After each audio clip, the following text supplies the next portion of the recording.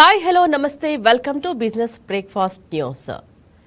దేశీయ స్టాక్ మార్కెట్లో trading close అయ్యే సమయానికి లాభాల్లోనే ముగిశాయి. సెన్సెక్స్ 261.75 పాయింట్ల లాభంతో 77,763.91 వద్ద, నిఫ్టీ 95.15 పాయింట్ల లాభంతో 24,270.85 వద్ద నిలిచాయి. అలాగే digital solutions limited, Asian hotels limited, Sumitomo chemical Indian limited, solar world, అలాగే energy solution limited, Indo Farm equipment limited వంటివి టాప్ గెయినర్స్ జాబితాలో చేరాయి. Modern threads India limited, wheels India limited, Hitachi energy India limited, Siemens energy India limited, TD power systems limited వంటి కంపెనీలు నష్టాల జాబితాలో నిలిచాయి.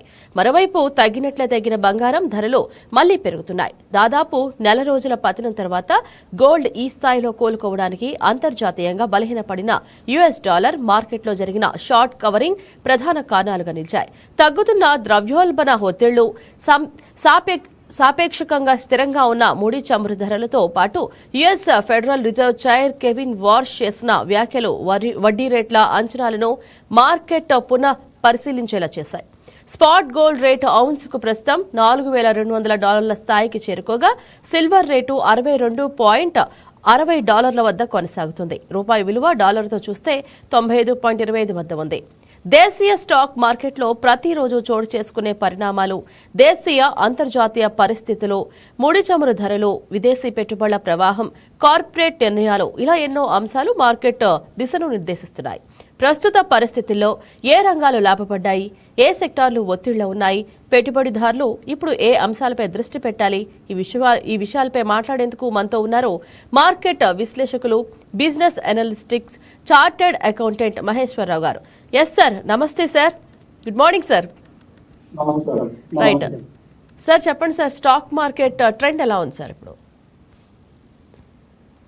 So ఈ రోజు కూడా బుల్లిష్ మార్కెట్ ఉంటుంది. ముఖ్యంగా టాప్ పెర్ఫార్మ్ చేసి హెచ్డిఎఫ్సి బాగా టాప్ పెర్ఫార్మ్ చేసి కనబడతా ఉంది. ముఖ్యంగా దాంతోపాటు ఎస్ బ్యాంక్, అలాగే సన్ ఫార్మా, ఇవన్నీ కూడా టాప్ పెర్ఫార్మెన్స్ లిస్ట్ లో ఉన్నాయి. At the same time today కూడా ఐటీ సెక్టార్ మిక్స్డ్ ఒపీనియన్, అంటే రికవర్ అవుతున్నా కానీ ఐటీ సెక్టార్ రిలేటెడ్ స్టాక్స్ అంతా ఆశాగంశంగా లేవని చెప్పాలి. ఇంకోటి, ఈరోజు పెద్ద మేజర్ ఈవెంట్స్ ఏమీ లేవు, ఎందుకంటే క్రూడ్ ఆయిల్ ప్రైసెస్ కన్సిస్టెన్సీ గానే ఉంది. అలాగే యుఎస్ లో పరిస్థితి లేదు. అట్లాగే నిన్న ఫ్రైడే యుఎస్ ఇండిపెండెన్స్ డే కాబట్టి అక్కడ డౌ జోన్స్ లో ఉన్న అప్డేట్స్ లేవు కాబట్టి ఇవాళ స్టాక్స్ పెరిగే పరిస్థితి కనబడతా ఉంది. ఇక్కడ ముఖ్యంగా మనం తీసుకోవాల్సిన జాగ్రత్తలు, ఏ కంపెనీల్లో మనం పెట్టాలనుకుంటున్నాం దాని తాలూకు ఒకసారి మనం చూసుకుంటే వెళ్ళిపోతుంది. ముఖ్యంగా హెచ్డిఎఫ్సి దాని మీద ఎక్కువ ఫోకస్ చేయాల్సిన అవసరం ఉందనేది పట్టుకోవాల్సింది. ఎందుకంటే హెచ్డిఎఫ్సి ప్రాఫిట్ రికార్డు బాగానే ఉంది. అలాగే పిఈ రేషియో కూడా చూస్తే ఇండస్ట్రీ కన్నా కూడా బిలో కనబడుతుంది, అండర్ వాల్యూషన్ కనబడతా ఉంది ప్రైస్ సైడ్. ఇవల్ల హెచ్డిఎఫ్సి వన్ వైపు స్టాక్ బాగానే ఉంది, అలాగే డెట్ కూడా లో ఉంది, కొంత రిస్క్ కూడా లో ఉంది. కాబట్టి టాప్ పర్ఫార్మర్ గా ఈరోజు హెచ్డిఎఫ్సి బ్యాంక్ ఉండే పరిస్థితి ఉంది. అలాగే ఎస్ బ్యాంక్ కూడా ఉంది కానీ బట్ దాని వాల్యూషన్ అండర్ వాల్యూషన్ ఎక్కువ ఉంది కాబట్టి అది కూడా గెయిన్ చేసిన పరిస్థితి. బట్ దాంట్లో రిస్క్ కంటెంట్ కొంచెం ఎక్కువ ఉన్నా ప్రాఫిటబిలిటీ కూడా అలాగే స్టిల్ అలాగే ఉంది. ఇలా మనం ఒకటొక్కటి తీసుకుంటే పవర్ సెక్టార్ లో వేదాంత కొంచెం ఇవాళ పాజిటివ్ ఉండే పరిస్థితి ఉంది. అలాగే ఫార్మాలో వచ్చేసి కొంచెం అది కూడా బుల్లిష్ మార్కెట్ ఉంటుంది. ముఖ్యంగా సన్ ఫార్మా దీంట్లో వీటిల్లో కొంత మనం వర్కౌట్ చేసే విధానం ఉంటుంది. మొత్తం మీద ఇక్కడ మొత్తం స్టాక్ తాలూకు ఇండెక్స్ ఇచ్చారు. మనం చూస్తే ఇక్కడ స్టార్ మార్కెట్ ప్రకారం హెచ్డిఎఫ్సి టాప్ పెర్ఫార్మ్ చేస్తుంది. సన్ ఫార్మా కూడా అంతే స్థాయిలో రెండో స్థాయిలో ఉంది, రెండోది. మూడోది వచ్చేసి అల్ట్రాటెక్, అది కూడా బాగానే ఉంది. బజాజ్ ఆటో బాగానే ఉంది.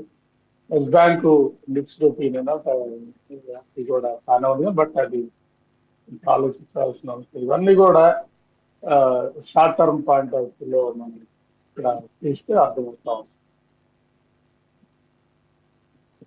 బంగారం ధరల అస్థిరతను ఎలా చూడాలంటారు సార్?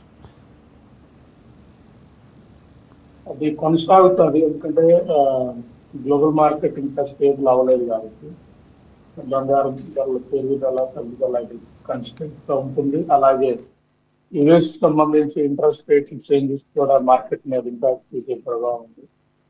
ఇంట్రెస్ట్ రేట్ వల్ల అట్రాక్టివ్ ఉంటుందా మార్కెట్కి లేదా ఎక్కడ వాళ్ళు తీసుకునే నిర్ణయాలు ఎఫ్ఐఎస్ అవుట్ వెళ్ళే విధంగా ఉంటుందా లేదా ఇన్ వెళ్ళే విధంగా ఉంటుందా అని కూడా ఒకసారి ఆ ఇంట్రెస్ట్ రేట్స్ మూమెంట్స్ బట్టి కూడా మనం చూడాలి. సో బంగారం ఎలాగూ స్టేబుల్ అవటానికి ఇంకా ఇవన్నీ కూడా గ్లోబల్ మార్కెట్ లో జరుగుతున్నాయి, ఇవన్నీ స్టేబుల్ అవ్వాలి, అన్సర్టెనిటీ పోవాలి, ఆ రోజు బంగారం గ్రోత్ చూస్తుంది. అప్పటి వరకు ఇది ఉంటుంది అనేది చూస్తే అర్థమవుతాం.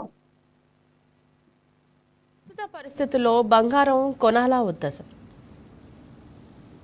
కొంత టైం బంగారం కొనటం వెయిట్ చేయటం ఉంటుంది, ఎందుకంటే మనకి ట్రెండ్ మిక్స్డ్ ట్రెండ్ కనపడుతున్నప్పుడు అంటే రిస్క్ ఉంటుంది. ఇప్పుడు కూడా పాజిటివ్ ట్రెండ్ ఉన్నప్పుడు కొంటామా లేదా పడిపోయినప్పుడు కొంటామా, ఈ రెండింటిలో కూడా ఒక విధంగా మిక్స్డ్ ట్రెండ్ ఉన్నప్పుడు మనకి పెరగచ్చు తగ్గచ్చు అన్న కోణంలో ఉన్నప్పుడు కొంత టైం బంగారానికి దూరంగా ఉండటం, కొనటానికి దూరంగా ఉండటం అనేది మంచిదని చెప్పవలసింది. Right sir. Long term short term investment trend ఎలా ఉండబోతోంది సార్? సో సేమ్ అదేనండి. ఇప్పుడు లాంగ్ టర్మ్ వచ్చేసి ఐటీ సెక్టర్ ఎదుర్కొంటారు. Mostly IT sector long term వచ్చేసి చాలా రిస్క్ కొనాలన్నది. Long term point of view IT sector అనేది ఒకసారి అది లాంగ్ టర్మ్ పాయింట్ ఆఫ్ వ్యూలో ప్రస్తుతం బ్యాంకింగ్ ఒకటి బాగానే కనబడతా ఉంది, ఆటోమొబైల్ బాగానే ఆ షేర్స్ బాగానే ఉండే పరిస్థితి ఉంది. అలాగే పవర్ సెక్టర్ షేర్స్ కూడా లాంగ్ టర్మ్ లో బాగానే ఉండే పరిస్థితి ఉన్నాయి. కాబట్టి ఇది ఉండాలి. ముఖ్యంగా ఐటీ సెక్టర్ కి సంబంధించిన షేర్స్ లో లాంగ్ టర్మ్ ఆలోచన అనేది కొంత రిస్క్ వస్తుంటాయి. దానివల్ల మీరు ఐటీ సెక్టర్ మిక్స్డ్ ఉంది, బట్ టెంపరీగా షార్ట్ టర్మ్ పాయింట్ ఆఫ్ వ్యూలో ఏదన్నా బాగా పెర్ఫార్మ్ చేసే కంపెనీ వాల్యుయేషన్ పడిపోయి అండర్ వాల్యుయేషన్ ఆఫ్ షేర్ ఉన్నప్పుడు దాన్ని ఏదైనా కొంటే మనకి ఏమన్నా షార్ట్ టర్మ్ గెయిన్ వచ్చే పరిస్థితి ఉంటుంది. కానీ but long term point of వ్యూలో ఐటీ సెక్టర్ సైడ్ అంత కరెక్ట్ కాదనేది. ప్లస్ రెండోది, ఇక్కడ ఏ షేర్ అయినా మనం ఇన్వెస్ట్ చేయాలనేది బేసిక్ ఎక్సర్సైజ్ కొంచెం చేయండి. ఇప్పుడు టాప్ పెర్ఫార్మ్ షేర్స్ ఇవి అన్నప్పుడు షేర్స్ తాలూకా ఒపీనియన్ కూడా తీసుకోండి. రేటింగ్ ఏజెన్సీస్ తాలూకా రేటింగ్ ఎలా ఉంది, లేదా ఎఫ్ఐఐ పెడుతున్నారా లేదా, దాని దృష్టి చూడండి. ఇప్పుడు ఒక షేర్ పెరుగుతుంది అన్నప్పుడు ఎఫ్ఐఐ పెడుతున్నారా లేదా దాని తాలూకా ఏమన్నా మిగతా ఉన్నాయా, మ్యూచువల్ ఫండ్ పెడుతున్నారా, అంటే ఇన్స్టిట్యూషనల్ బయర్స్ ఏమన్నా కొంటున్నారా, లేదా ఇప్పుడు రిలయన్స్ లాంటివి ఏమన్నా పవర్ లాంటివి వాటికి ఐపీఎల్ క్రియేట్ అవుతా ఉంది. ఇక్కడ ఎఫ్ఐఐ లేవు, ఇన్స్టిట్యూషనల్ ఇన్వెస్టర్స్ లేవు, షేర్ ప్రైస్ ఎలా పెరుగుతా ఉంది. ఎఫ్ఐఎస్ ఉన్నా కూడా ఆ ఎఫ్ఐఎస్ జెన్యునా కాదనేది కూడా చాలా important. Stock market rigging general గా ఎఫ్ఐఎస్ వచ్చేసి వీళ్ళ షెల్ కంపెనీలు అవుట్ సైడ్ ఉంది, ఆ షెల్ కంపెనీల ద్వారా ఇక్కడ వ్యక్తి స్టాక్ ని సో రిగ్గింగ్ చేసే పరిస్థితి ఉంటుంది. అట్లాంటి వాటికి ఎమోషనల్ వెళ్ళిపోయినప్పుడు ఇన్వెస్టర్స్ ఇబ్బంది పడే పరిస్థితి ఉంటుంది. అలా కొంత ట్రాక్ రికార్డ్ కంపెనీ తాలూకు ట్రాక్ రికార్డ్ లైక్ రిలయన్స్ కానీ అదాని కానీ ఈ గ్రూప్లన్నీ కూడా జనరల్ గా కొన్ని ఆరోపణలు స్టాక్ మార్కెట్ రిగ్గింగ్ వాటి మీద ఉన్న జోన్ ఉంది. కాబట్టి ఆ షేర్లు ఒకసారి కొనేటప్పుడు అది పెరుగుతుందన్నా లేదా బాగా పాజిటివ్ ట్రెండ్ ఉందన్న స్టాక్ మార్కెట్ లో దాని డేటా ఒకసారి చెక్ చేయండి, ఫైనాన్షియల్ చెక్ చేయండి, దాన్ని రేషియోస్ చెక్ చేయండి, అలాగే దాంట్లో పెట్టే ఇన్వెస్టర్ చెక్ చేయండి, అలాగే అనలిస్టిక్ కామెంట్ చెక్ చేయండి. ముఖ్యంగా రేటింగ్ ఏజెన్సీస్ ఏం చెప్తారు డేటా ఆ రోజు మార్కెట్ లో మనం ఇన్వెస్ట్ చేయాలి లేదా లాంగ్ టర్మ్ షార్ట్ టర్మ్ అన్నప్పుడు కొంత ఎక్సర్సైజ్ చేయండి, అనలైజ్ చేసిన తర్వాతనే పెట్టడానికి ట్రై చేయండి. కానీ ఎమోషనల్ గా ఇది ట్రెండింగ్ ఉంది అది ఉంది లేదా సింపుల్ కొట్టేసి కాదు, అట్లయితే యూజ్ అయ్యే పరిస్థితి ఉంటుంది. కాబట్టి ఇది నేను చెప్పాను. పర్టికులర్ ఇవాళ అయితే హెచ్డిఎఫ్సి తాలూకా మనం కనుక గమనిస్తే ఫైనాన్షియల్ ట్రాక్ రికార్డ్ బాగానే ఉంది. అలాగే హెచ్డిఎఫ్సి తాలూకా మనకి పిఈ రేషియో కూడా ఇండస్ట్రీ కంటే కూడా తక్కువ ఉంది. కాబట్టి అంటే అండర్ వాల్యుయేషన్ ఆఫ్ షేర్స్ ఉన్నాయి. అలాగే డెట్ పర్సెంటేజ్ తీసుకున్న రిస్క్ రిస్క్ క్యాల్కులేషన్ చేసిన అన్ని కూడా ఉన్నాయి కాబట్టి హెచ్డిఎఫ్సి షేర్ వచ్చేసి వాళ్ళ స్టాక్ పరిశ్రమగా ఉంటుంది.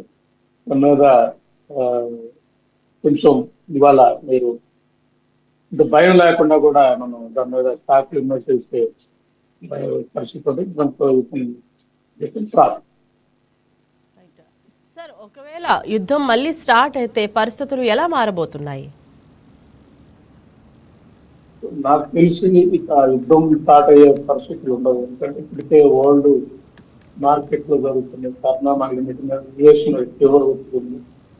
నాట్ ఓన్లీ మనం అక్కడ కంట్రీస్ కూడా ఇక్కడ ఉండే పరిస్థితి ఉంది. But at the same time Iran కూడా ఆర్థికంగా ఇబ్బంది పడి కాంప్రమైజ్ అయిన పరిస్థితి ఉంది కాబట్టి మోస్ట్లీ ఆ అన్సర్టన్ సిచ్యువేషన్ అనేది ప్రాబిలిటీ తక్కువే. మనం మళ్ళీ వార్ స్టార్ట్ అవుతుంది, మళ్ళీ ఇవన్నీ జరుగుతాయి, ఇవన్నీ కూడా ఉన్నాయి. బట్ సెటిల్మెంట్ స్టేజ్ లో ఉంది గ్లోబల్ మార్కెట్ అంతా కూడా. డెఫినెట్ గా కొంత టైం బుల్లిష్ మార్కెట్ నడుస్తుంది కాబట్టి జాగ్రత్తగా బుల్లిష్ మార్కెట్ ఉంది కాబట్టి ఏ స్టాక్ అయితే స్టాక్ మార్కెట్ ఫ్లక్చుయేషన్స్ వల్ల షార్ట్ టర్మ్ లేదా ఇంటర్నేషనల్ లేదా గ్లోబల్ టెన్షన్స్ వల్ల పడిపోయి ఆ స్టాక్ పిక్ చేసుకొని ఆ స్టాక్ గ్రోత్ కి స్కోప్ ఉంది కాబట్టి దాని తాలూకా వర్కౌట్ చేసుకొని ముఖ్యంగా ఆ స్టాక్ పిక్ చేసుకొని వాటి అనలిస్ట్ కామెంట్స్ ముఖ్యంగా టార్గెట్ ప్రైస్ ఎంత ఉంది, కరెంట్ ఎంత ఉంది, సో పాజిటివ్ ఫ్యాక్టర్స్ ఏంటి, ముఖ్యంగా ఏదన్నా మేజర్ ఈవెంట్స్ ఏమైనా జరిగాయి, మేజర్ కాంట్రాక్ట్స్ ఏమైనా వచ్చాయా, బిజినెస్ గ్రోత్ సంబంధించిన ఏమైనా మేజర్ అప్డేట్స్ ఏమైనా ఉన్నాయా, ఇవన్నీ కూడా ఎక్సర్సైజ్ చేసుకొని ఈ బుల్లిష్ మార్కెట్ లో అప్పుడు స్టాక్ సెలెక్ట్ చేసుకుని దాంట్లో మీరు డిఫరెంట్ సెక్టార్ లో మనం స్టార్ట్ చేసుకొని పోర్ట్ఫోలియో ప్లాన్ చేసుకుంటే కాన్స్టెంట్ ఫిక్స్డ్ ఇన్కమ్ రావడానికి అవకాశం ఉంటుందనేది చెప్పదలుచుకుంటాం. స్టాండర్డ్ గా గ్యారెంటీడ్ ఇన్కమ్ రావడానికి అవకాశం ఉంటుంది. సార్ పెట్రోల్ డీజిల్ రేట్లు ఎలా ఉండబోతున్నాయి సార్? తగ్గే అవకాశం ఉందా?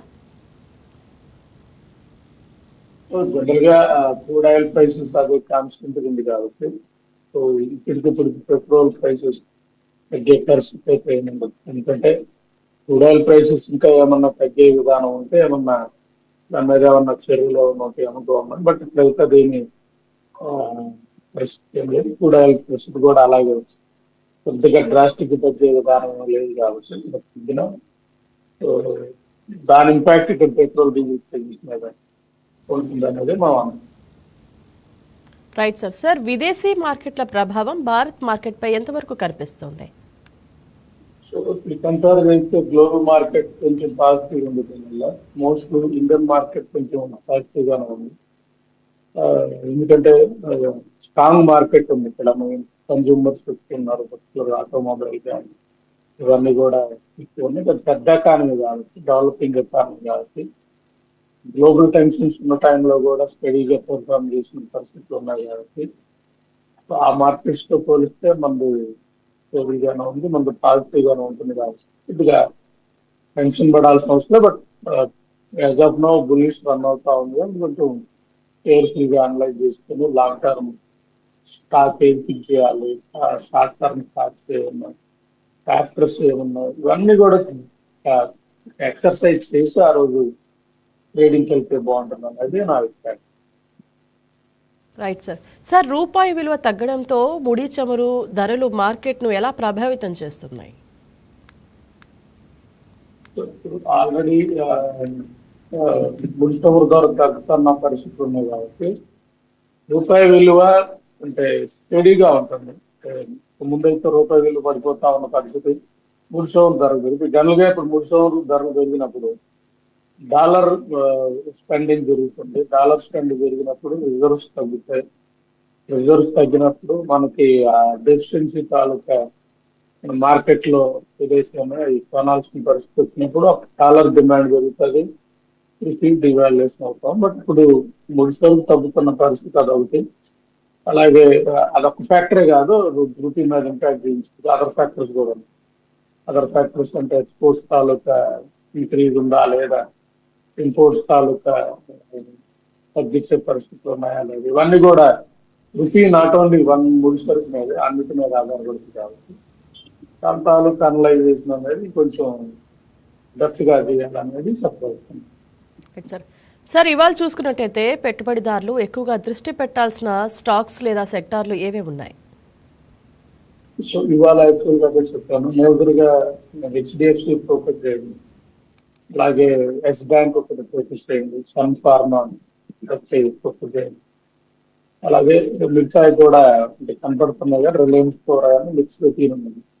అలా ఐటీ సెక్టర్ కూడా మిక్స్ టీన్ ఉంది. అంటే దాంట్లో కొంత ఐటీ సెక్టర్ కి దూరంగా ఉండటం మంచి అనేది చూస్తున్న ట్రెండింగ్ బట్టి అర్థమవుతుంది. బట్ ఐటీ సెక్టర్ లో కూడా ఏ ఏ ఏ కంపెనీలు టాప్ పర్ఫార్మ్ చేస్తా ఉన్నాయి, వాటిలో బికాస్ ఆఫ్ మార్కెట్ సెంటిమెంట్ వల్ల అలాగే ఇండస్ట్రీ నెగిటివిటీ వల్ల షేర్ పడిపోయే పరిస్థితులు ఉన్నప్పుడు అలాంటి బుల్లిష్ మార్కెట్ కాబట్టి రికవర్ అయ్యే పరిస్థితి ఉంది కాబట్టి వాటిని ఫిక్స్ చేసుకొని వాటి వరకు మనం ఆ, కొంటే బాగానే ఉంటుంది. వాటి వరకు ఉంటే కొంత షార్ట్ టర్మ్ లో గెయిన్ వచ్చే పరిస్థితి ఉంటుంది కాబట్టి ఆ ఎక్సర్సైజ్ చేయాలనుకున్నప్పుడు అప్పుడు ఐటీ సెక్టర్ వైపు చూడాలని చెప్పదలుచుకుంది. Yes sir. సార్ దీర్ఘకాలిక పెట్టుబడిదారులు ఈ పరిస్థితిలో ఎలా వ్యవహరించాలి? జనరల్ గా మెయిన్ ఎవరైతే దీర్ఘకాలికంగా కంపెనీలు షేర్ పెట్టాలన్నప్పుడు ఎక్సర్సైజ్ చేయాలి, చాలా లాట్ ఆఫ్ యూస్ చేయాలి. ఏ కంపెనీలో పెట్టాలనుకుంటున్నామో ఆ కంపెనీ తాలూకా అనలిస్ట్ రిపోర్ట్లు తీసుకోండి, ముఖ్యంగా అంటే డిఫరెంట్ అనలిస్ట్ రిపోర్ట్స్ తీసుకోండి, ఒపీనియన్ తీసుకోండి. అనలిస్ట్ రిపోర్ట్ తో పాటు అక్కడ రేటింగ్స్ చూడండి, రేటింగ్స్ పెరుగుతున్నాయా తగ్గుతున్నాయా చూడండి, అలాగే ఆ ప్రొజెక్షన్స్ చూడండి, ప్రొజెక్షన్స్ తో ఉన్న వ్యాలిడిటీ చూడండి. అంటే ఈ ఫలానా కాంట్రాక్ట్ రావడం వల్ల లేదా ఫలానా ట్రెండ్ పెరగడం వల్ల ఫలానా కస్టమర్ ప్రిఫరెన్స్ లేదా ఏరియాలో కస్టమర్ టేస్ట్ ప్రిఫరెన్స్ మారటం వల్ల ఆ సెక్టర్ ఇంక్రీజ్ అవుతుంది. సపోజ్ ఓలా, ర్యాపిడ్, ఆబ్వియస్ గా వాటి ట్రెండ్ ఒకసారి మనం గమనిస్తే భవిష్యత్తులో ఇంకా ఎక్కువగా ప్రతి వాళ్ళు యూజ్ చేస్తున్నారు. అంటే ఒక కస్టమర్ యూసేజ్ పెరుగుతున్న పరిస్థితుల్లో డిమాండ్ పెరిగే విధానం ఉంటుంది కాబట్టి అట్లా మీరు ఏ స్టాక్ ఫిక్స్ చేసుకోవాలనుకున్నాం దానికి భవిష్యత్తు మార్కెట్ పెరిగేసుకోకుండా భవిష్యత్తు మార్కెట్ తగ్గేసుకోకుండా అనేది మనం చూడాలి. ఎగ్జాంపుల్ మీరు ఐటీ సెక్టర్ తీసుకోవాలన్నప్పుడు ఆల్రెడీ అది స్టేబుల్ అయిపోయి ఒక స్టేజ్కి వచ్చినప్పుడు భవిష్యత్తు మార్కెట్ పెరిగే స్కోప్ కన్నా కూడా ఇంకా పడిపోయే స్కోప్ ఉన్నప్పుడు లాంగ్ టర్మ్ పాయింట్ ఆఫ్ వ్యూలో ఐటీ సెక్టర్ షేర్స్ అనేది అంత కరెక్ట్ కాదు. అలా మనం చూసుకోవాలంటే మీకు large cap, mid cap, small cap దేనికి వెళ్ళాలి, మీ తాలూకా రిటర్న్ ఎంత కావాలి, రిస్క్ ఎంత తీసుకుంటారు, అవన్నీ కూడా దాన్ని డైరూట్ చేసుకొని రిస్క్ ఎక్కువ ఉన్నప్పుడు రిటర్న్ కూడా ఎక్కువ రావాలి. సో రిస్క్ ఎక్కువ ఉన్న దాంట్లో రిటర్న్ తక్కువ ఉన్న రావటం అంటే రిస్క్ వర్సెస్ రిటర్న్ మనం కంపేర్ చేయకుండా వెళ్ళిపోయింది జరుగుతుంది. మనం ఎంత రిస్క్ తీసుకుంటే దాని ఎక్కువ రిటర్న్ ఉంటేనే ఆ స్టాక్ లో పెట్టాలి. సో లేదు మనం రిస్క్ తక్కువ ఉన్నప్పుడు తక్కువ రిటర్న్ వచ్చినా కూడా మనం ఆ స్టాక్ లో అంటే ఏది వెళ్ళాలి అనేది మనం డిసైడ్ అవ్వాలి. అంటే నా మనీ పోకూడదు, కాన్స్టెంట్ గా ఉండాలి, రెగ్యులర్ గా నాకు డివిడెండ్ రావాలి, కొంత రెగ్యులర్ ఇన్కమ్ ఉండాలన్న విధం అయితే దానిలోకి వెళ్ళాలి, లాజిక్ వెళ్ళాలి. లేదు కొంత నాకు ఎక్కువ క్యాపిటల్ గెయిన్ కావాలి వెళ్ళాలన్నప్పుడు మిడ్ క్యాప్ వెళ్ళాలి. లేదు నాకు ఒక స్పష్టమైన ఐడియా ఉంది, ఈ సెక్టార్ పెరుగుతుంది, భవిష్యత్తులో ఇంకా ఈ సెక్టార్ తాలూకు మార్కెట్ పెరుగుతుంది, మార్కెట్ షేర్ చాలా తక్కువ ఉంది, చాలా ఎక్కువ షేర్ రావడానికి ఉంది అవకాశం ఈ సెక్టార్ కి లేదా ఈ కంపెనీకి ఉన్నప్పుడు ఆ కంపెనీకి మనం స్మాల్ క్యాప్ అయినా కానీ రిస్క్ ఎక్కువ ఉన్నా కానీ రిటర్న్ కూడా అంతే స్థాయిలో ఉంటుంది కాబట్టి గెయిన్ కానీ that you decide first what is your risk perception, what is your expectation, goal ఉండాలి. గోల్ ప్రకారమే మనం ఎట్లా ఏంటనేది ఎక్సర్సైజ్ చేసి పెట్టాలి కదా. సో వాళ్ళు చెప్పారనో వీళ్ళు చెప్పారనో వన్ సైడ్ గా డెసిషన్ తీసుకొని స్టాక్ మార్కెట్ లో పెట్టడం, మళ్ళీ అది పడిన తర్వాత వెళ్ళటం, మొత్తం మనీ అంతా కూడా స్టాక్ మార్కెట్ అనేది నథింగ్ బట్ ఒక జోదం. సమాచారం కరెక్ట్ గా తెలుసుకొని ఎగ్జిక్యూట్ చేయగలిగి వర్కౌట్ చేయగలిగితే లాభాలు ప్రాఫిట్లు ఉంటాయి. కానీ బట్ కొంత నార్మల్ సమాచారం లేదా అనలిస్ట్ వాళ్ళు ఒకరినిద్దరిని నమ్మేసి పెట్టే విధానం అటన్నిటి వల్ల దీర్ఘకాలికంగా బాగా ఇబ్బంది పడతారు, ప్లస్ లాస్ అయ్యే పరిస్థితులు కూడా ఉంటాయి. బట్ ఆ ఎక్సర్సైజ్ చేయండి అనేది చెప్పదలుచుకుంటారు. Right sir. మహేశ్వరరావు గారు ఈరోజు బిజినెస్ బ్రేక్ఫాస్ట్లో పార్టిసిపేట్ చేసినందుకు thank you sir. Thank you so much. Yes, ఇది ఈరోజు బిజినెస్ బ్రేక్ఫాస్ట్. తిరిగి రేపు మరొక అంశంతో మేము ఉంటాం. Till then keep watching YK TV. ఇది తెలుగు వారి గుండె చప్పుడు.